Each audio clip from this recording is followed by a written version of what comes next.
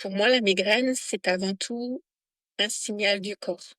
Plus de clarté, moins de crise. Bienvenue dans Doser, le podcast pour les entrepreneurs qui vivent avec la migraine et qui veulent reprendre le contrôle du corps, du stress, de leur vie, oser agrandir leur regard sur la migraine. Je suis Sandra Larocque-Loumier, ostéopathe spécialisée dans le soulagement de la migraine et la performance naturelle. Ici, je décloisonne des approches. L'idée, c'est de faire discuter les sciences et médecine, thérapie alternative et traditions anciennes au service de la personne qui souffre de migraine dans toute sa complexité. Ici, on parle de migraine invisible, de douleurs chroniques, de fatigue de fond, mais surtout de solutions. Parce que soulager une migraine, ce n'est pas juste calmer une douleur, c'est retrouver de la clarté, de l'autonomie du souffle. En fait, le but de la vie, c'est de vivre le plus longtemps possible en pleine forme. Alors aujourd'hui, j'ai le plaisir d'accueillir une passionnée de son travail.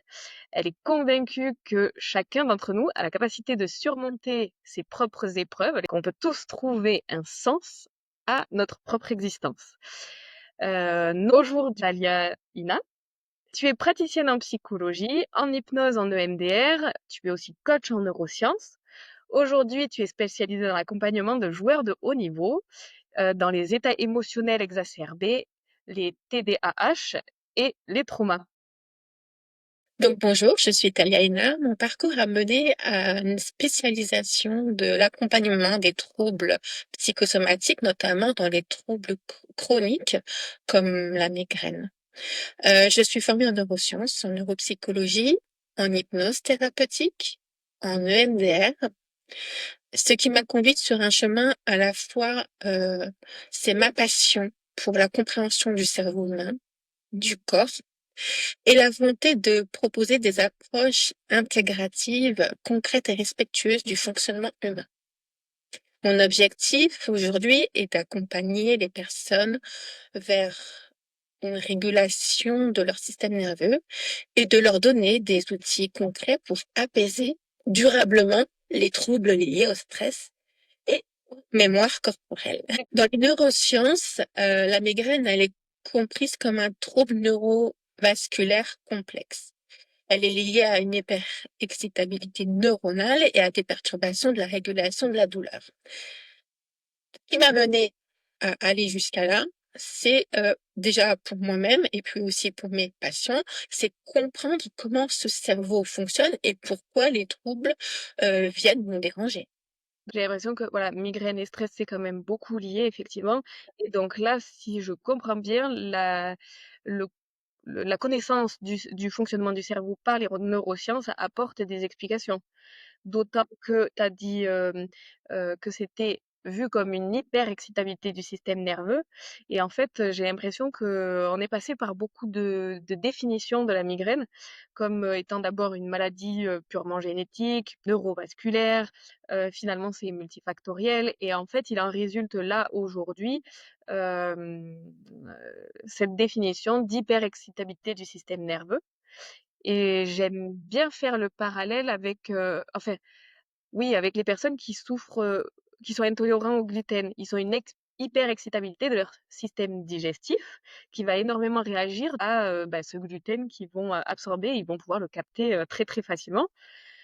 Alors que nous, ça nous impacte pas. Eux, ça va les impacter. Mais si c'est pas bon pour eux et qu'ils en sont, on va dire, les alarmes, les voyants, c'est bon pour personne. Enfin, euh, l'excès de gluten n'est jamais bon. Et puis les gluten d'aujourd'hui sont beaucoup plus chargés que ce qu'on connaissait avant. Et du coup, j'ai l'impression que c'est un peu le même phénomène avec des personnes qui souffrent de migraine. C'est comme les voyants de notre hyper sollicitation quotidienne, autant pour le stress, autant pour nos lumières intenses et puis tous les écrans et tout ça et les statiques et tout ça. Et en fait, ils ont un seuil de stress qui peuvent pas dépasser, quoi. Comment on peut approfondir, comment on peut comprendre un peu plus profondément la migraine à travers les neurosciences? C'est vrai que les stimuli internes et externes et les circuits de la douleur peuvent être amplifiés par rapport à un trouble comme, là, c'est le cas pour le gluten.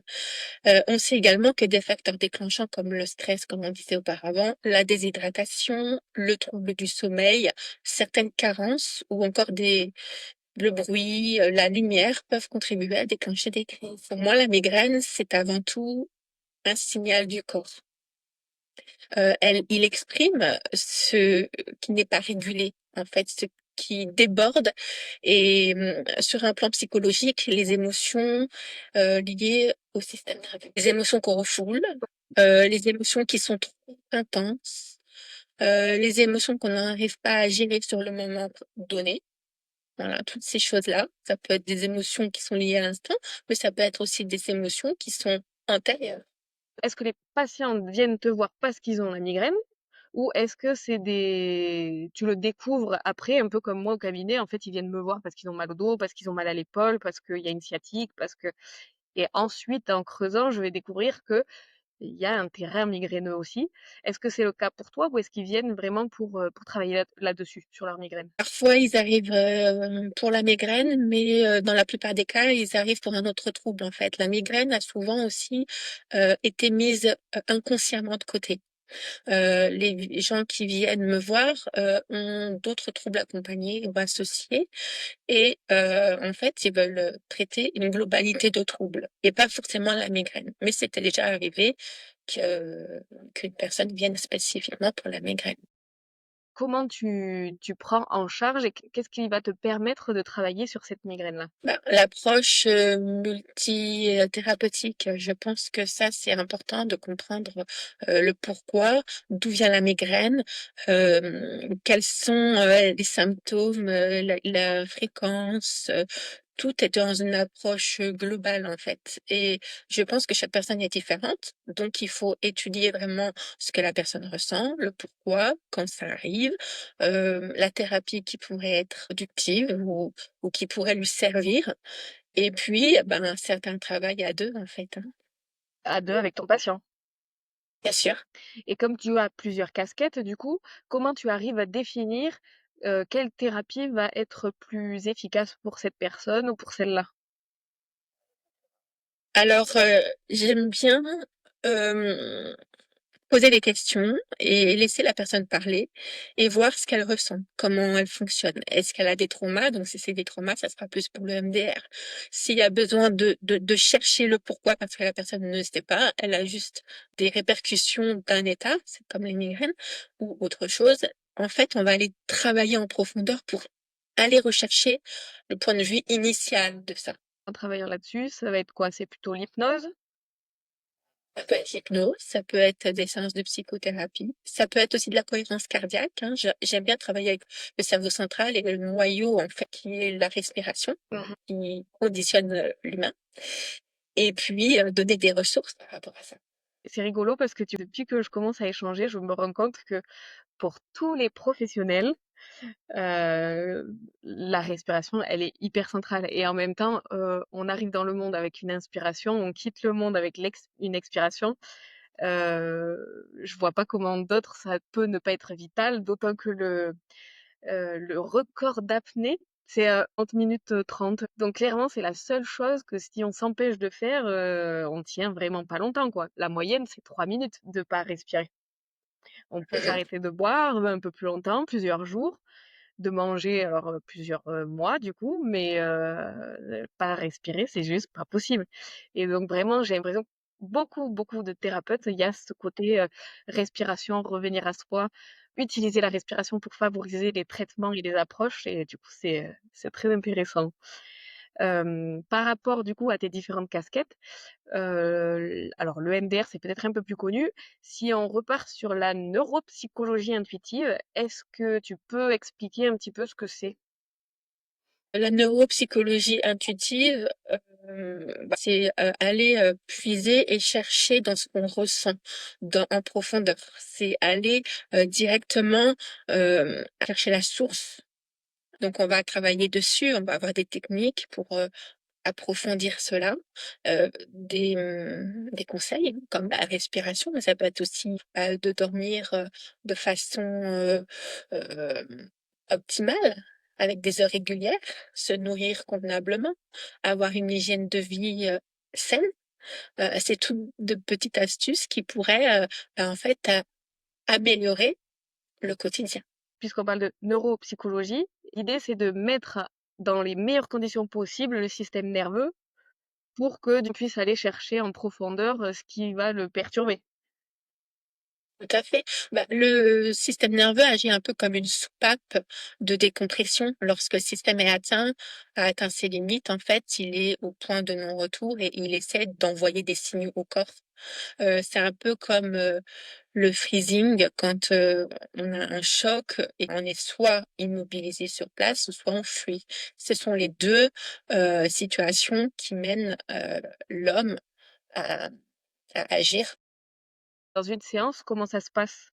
Est-ce que tu lui poses des questions? Est-ce que, il y a des audios? Est-ce que Alors pendant une séance, ben, on fait l'anamnèse qui est très importante, qui va dévoiler tout ce qu'il ressent, tout ce que la personne, a, les troubles qu'elle a, et tout ce qui pose problème.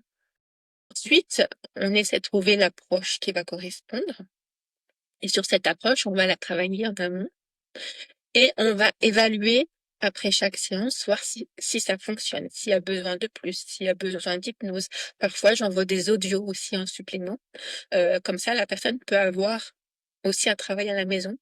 C'est écouter des audios d'hypnose qui vont avoir un travail sur l'inconscient. Parce qu'on sait qu'il y a le conscient, donc on sait ce qui nous pose problème. Parfois, on ne le sait pas. Mais il y a aussi l'inconscient qui joue énormément sa part. la neuropsychologie intuitive, tu as plusieurs outils là-dedans qui vont être l'hypnose, qui vont être le MDR. C'est le titre qui regroupe tous tes outils? Ça regroupe plusieurs outils, ça regroupe euh, des explications supplémentaires, une façon de respirer, parce qu'il faut savoir que plus de 70% des Français respirent mal. Beaucoup de personnes respirent mal, mais sans le savoir. Voilà, parce qu'on est stressé, parce qu'on est angoissé, parce que énormément de responsabilités sont en jeu. L'hypnose régressive, est-ce que tu peux définir un peu plus aussi? Là, c'est un outil.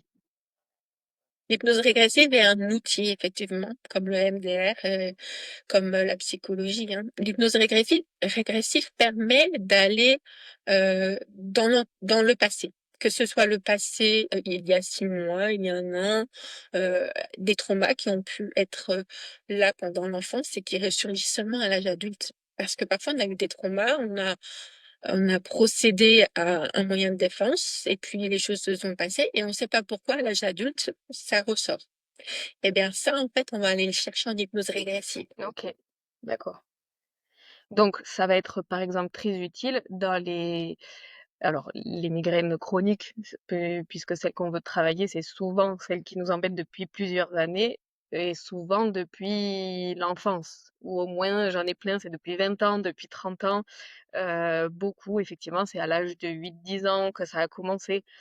Et alors le MDR, je continue un peu dans les outils pour essayer de donner de nouvelles pistes, comme ça pourra orienter si ça résonne avec des personnes. Est-ce que tu pourrais le définir, en parler un petit peu? Et d'autant que je trouve ça hyper intéressant parce que dans mon approche en ostéo, je vais beaucoup travailler avec les yeux justement et j'aimerais bien avoir ton retour. J'avais pas jusque-là échangé avec quelqu'un qui pratiquait le MDR, mais ça serait intéressant. Le MDR est une thérapie de désensibilisation et de retraitement des souvenirs traumatiques par des mouvements oculaires bilatéraux. Elle permet d'intégrer des expériences émotionnelles non digérées. C'est ce qu'on disait précédemment. Le lien avec l'ostéopathie est intéressant car l'EMDR agit sur les mémoires émotionnelles, je pense comme l'ostéopathie. Et le corps peut également somatiser. Donc du coup, ça permet de retraiter tout ça. D'accord. En ostéo, je me suis rendu compte que j'avais des réactions beaucoup plus rapides quand je travaillais d'abord par les yeux. Si je comprends ce que tu dis, que ça permet de jouer sur, les mémoires ancrées, enfin, ou en tout cas la somatisation, les douleurs qui ou les adaptations qui n'étaient pas forcément encore des douleurs. qui commence à s'incruster. Est-ce que ça se passe? Oui. OK. Cela complète du coup très bien le travail corporel plus direct. Mmh. Mais donc du coup, si je comprends bien, EMDR, c'est forcément lié à des traumas ou tu peux l'utiliser, autrement? On peut l'utiliser simplement aussi pour les maux de tête, les migraines, d'autres choses. Il y a énormément de choses auxquelles on peut utiliser le MDR. Pour, soulager les migraines, quel va être le levier? Comment ça fonctionne? Qu'est-ce qui fait que, le MDR va soulager les migraines selon toi? Il va agir sur l'anxiété, le stress, il va diminuer le stress ou le rendre, plus tolérant. OK. Heu, il va aussi améliorer les troubles du sommeil, parfois jusqu'aux troubles digestifs.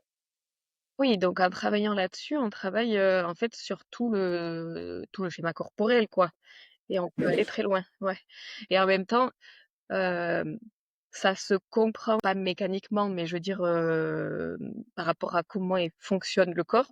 C'est-à-dire que, les yeux, ils sont en bout de chaîne du système parasympathique. Et parasympathique, donc c'est le système qui permet le repos, qui permet la digestion, qui permet tout ce qui est récupération et tout ce qui est, inconscient surtout. Donc le rythme cardiaque et tout ça.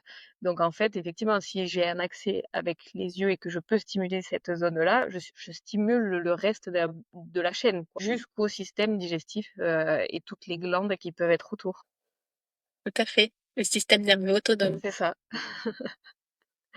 Ouais, super intéressant. Et je me demande, est-ce qu'il y aurait pas intérêt à associer l'EMDR pour que ce soit plus profond et l'ostéopathie? C'est une bonne approche, je pense, parce que, ben, moi qui prône, la globalité de l'humain, c'est vrai que lier différentes approches, bah, forcément le résultat est plus optimal, plus rapidement. Oui, c'est Le ça. résultat est plus visible, plus il y a pas besoin d'avoir, 50 thérapies 50, séances en fait. C'est quelque chose qui agit très rapidement quand on cible bien la méthode et l'outil.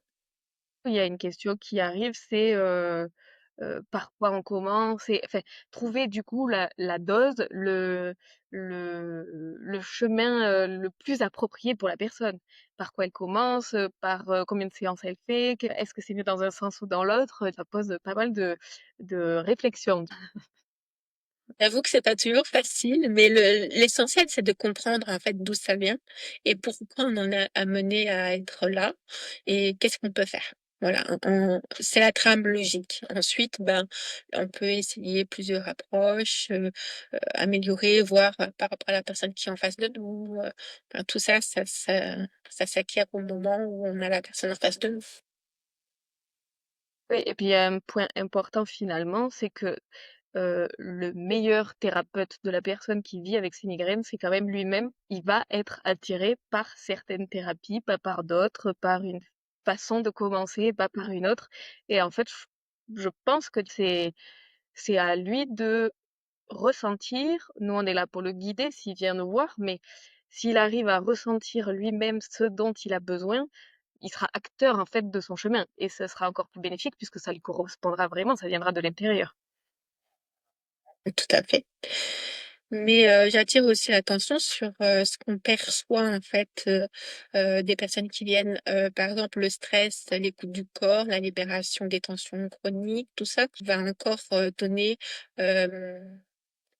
des éléments qui vont être pris en compte. Finalement, on va pouvoir cibler aussi ce qui est bon, quel outil est bon pour la personne. Oui, on le guide, enfin on l'aide avec tout notre panel, tous avec ce qu'on sait qu'il existe, tous les outils qui existent, que une personne n'a pas forcément en tête.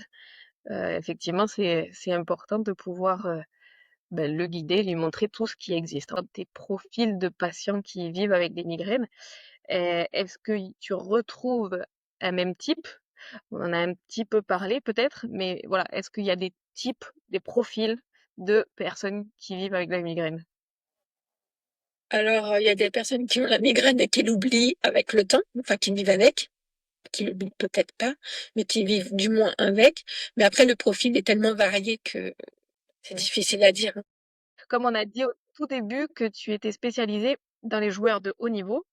C'est quel type de joueur, quel profil là tu accompagnes spécifiquement par rapport à ça? Principalement les footballeurs professionnels qui ont une pression sur leurs épaules. On l'a vu là avec le PSG récemment. Et en fait, le fait d'avoir une défaite aussi parfois peut créer un traumatisme parce que c'est tellement important et il y a une pression sur soi qui est tellement conséquente que après coup, ça peut être un traumatisme véritable et impacter la personne. D'accord. Donc des migraines, pourquoi pas, mais aussi, un sentiment d'infériorité ou du stress ou enfin, plusieurs choses, sont possibles. Et là, justement, du coup, dans ce profil, alors par le milieu professionnel, on va dire, dans ce profil de joueur professionnel euh, et de haut niveau, est-ce qu'il y en a, est-ce que la migraine ressort particulièrement ou pas spécialement? Moins, moins spécialement chez les joueurs. Est-ce que tu arriverais à savoir pourquoi? Peut-être parce qu'ils gèrent un peu différemment, leur stress. Je pense qu'ils s'en servent pour justement comme élan. Donc je pense qu'ils s'en servent pour aller plus loin. Ils s'en servent comme, un moyen de locomotion positif D'accord. et puis je pense aussi qu'ils apprennent à respirer. Ça fait partie de leur cursus? Je sais qu'ils s'entraînent avant pour pouvoir, éviter tout ce qui est problème, de claquage, tout ça. Ils s'entraînent pour, aussi, heu, être endurants parce que quand il faut tenir, 90 minutes sur un terrain, il faut avoir de l'endurance. Donc je pense que tout ça joue aussi et ils ont certainement, appris à réguler leur respiration, donc cerveau autonome. Finalement, avec eux, tu fais de la préparation mentale, c'est ça? Tout à fait. Ok. En parallèle, on a dit que tu étais aussi spécialisée avec les personnes qui sont avec le TDAH. Euh, dans leur profil à eux, est-ce que la migraine est présente? Alors elle est présente autant dans le trouble en lui-même que, hem, dans les, répercussions du traitement. Parce que le traitement favorise aussi les migraines chez Et alors, certaines juste personnes. pour peut-être ceux qui en fait ne connaissent pas parce que on en a discuté, nous ça nous parle, mais TDAH, c'est les troubles de l'attention et du comportement. Je l'ai Les répété, mais troubles qui perdent de l'attention avec ou sans hyperactivité. ok. Bon, est-ce que tu pourrais parler un petit peu de ce profil et détailler un peu plus? Disons que c'est quelque chose qu'on ne connaissait pas il y a quelques années où on entendait peu parler. Mais ça a toujours existé, hein. C'est un trouble neurodéveloppemental, donc qui agit sur le cerveau. C'est le cerveau qui fonctionne différemment. Moi, je préfère dire que c'est un cerveau qui fonctionne différemment qu'un trouble en soi. Parce que, la personne en elle-même a déjà un sentiment d'infériorité, d'impuissance, elle se sent complètement différente et je pense que catégoriser comme ça les personnes en disant, «C'est un trouble, c'est un problème», bah, ça va pas aider. Donc j'essaie plutôt de les, de leur faire ressortir le bon côté. Alors même si c'est difficile parce que le TDAH, en soi, c'est pas forcément un bon côté, mais ce n'est pas forcément non plus que des mauvais côtés.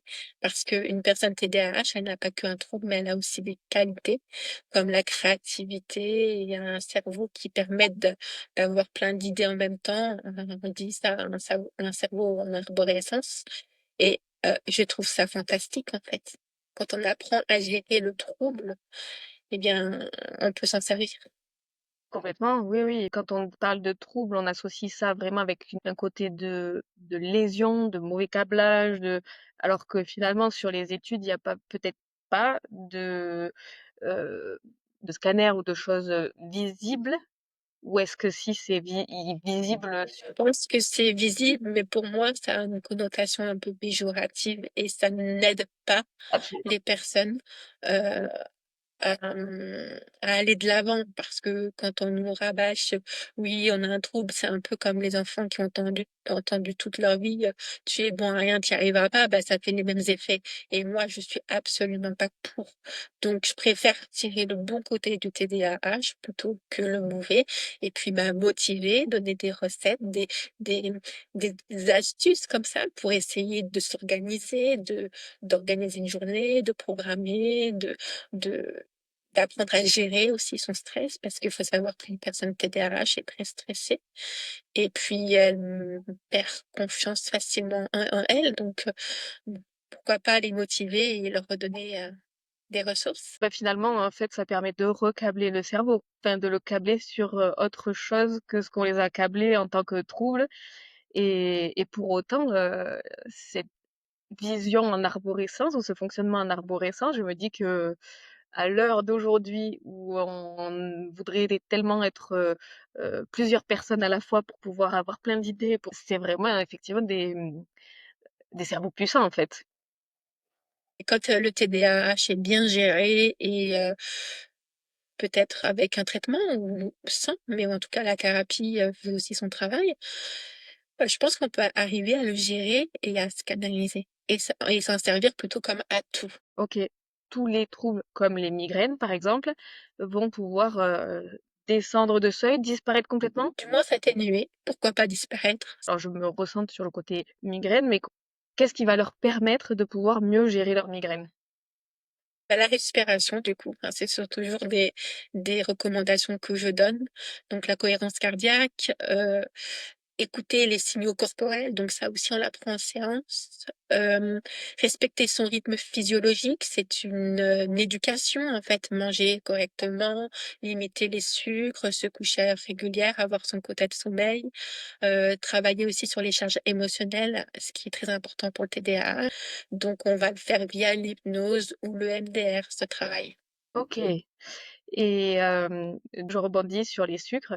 Hem, tout ce qui est gluten, sucre favorise un terrain inflammatoire et favorise tout ce qui est, pathologie inflammatoire. Or, dans les migraines, il y a un terrain inflammatoire qui se manifeste en fait au niveau du pourtour des petits vaisseaux, méningés.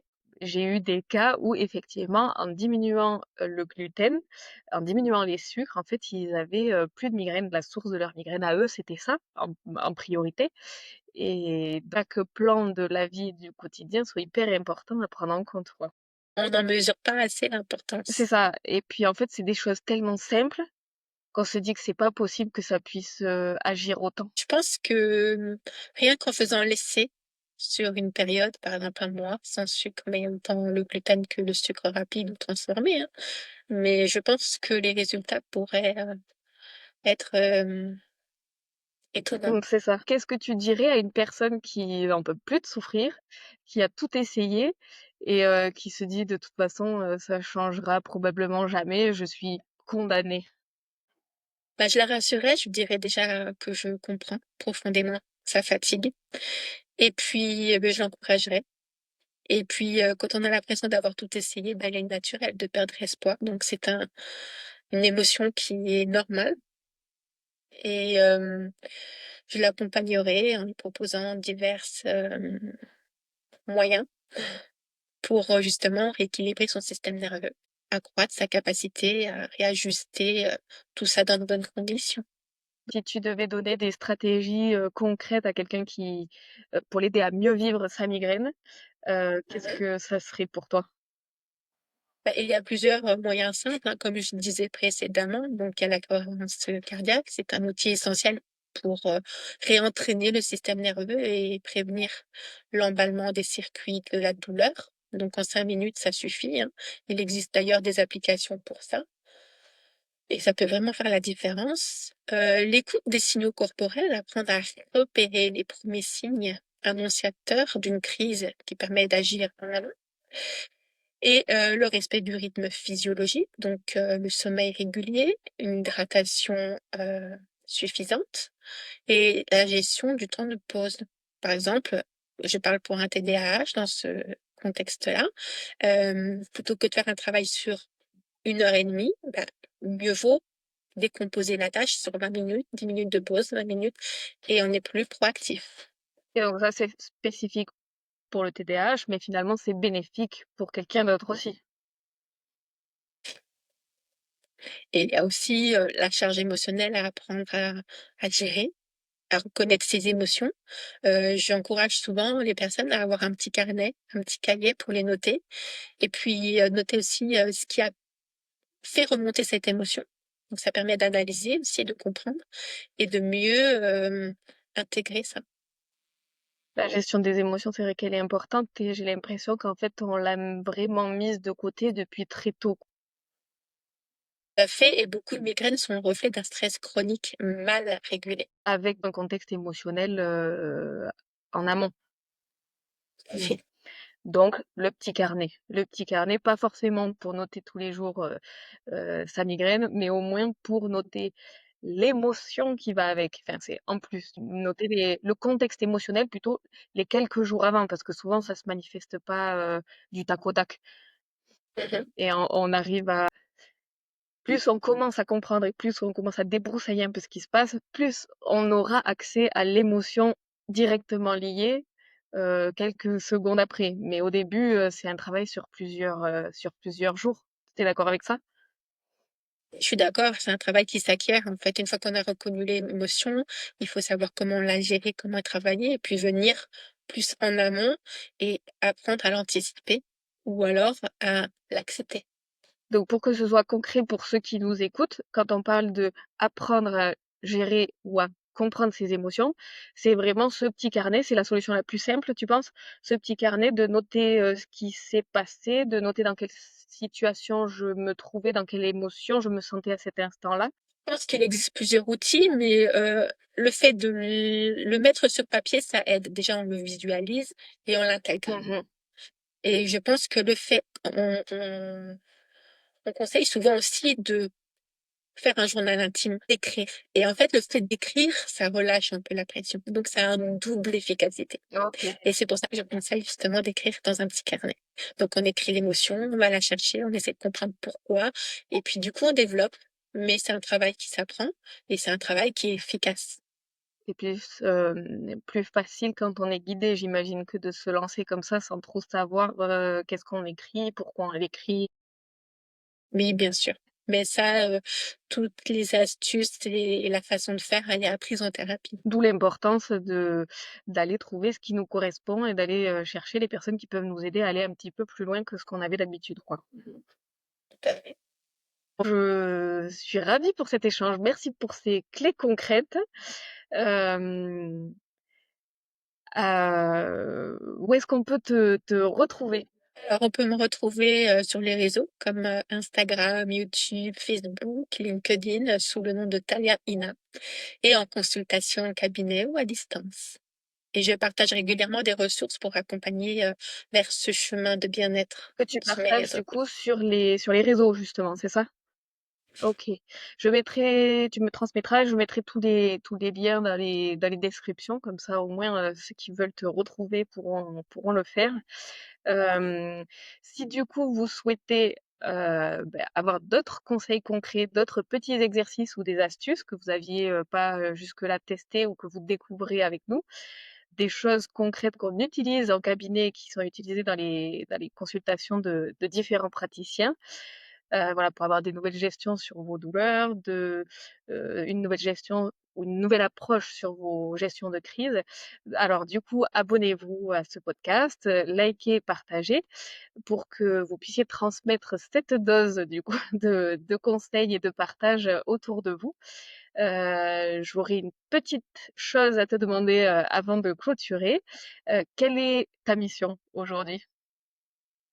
Ma mission est d'accompagner les personnes vers une vie meilleure et une compréhension d'eux-mêmes, une meilleure régulation de leur système nerveux et aussi, en particulier lorsqu'elles vivent dans des douleurs chroniques comme la migraine, quand c'est installé depuis un certain temps et qu'on apprend à vivre avec malgré tout. Mais voilà, j'essaie d'être là pour eux et de leur donner des ressources. Qu'il puisse être encore mieux.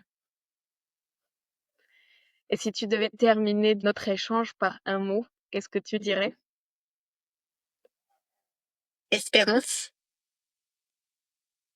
Espérance parce que même lorsque tout semble figé, le corps est capable de retrouver un équilibre. Donc il suffit parfois de remettre en mouvement ce qui a été bloqué et puis de laisser les choses se faire.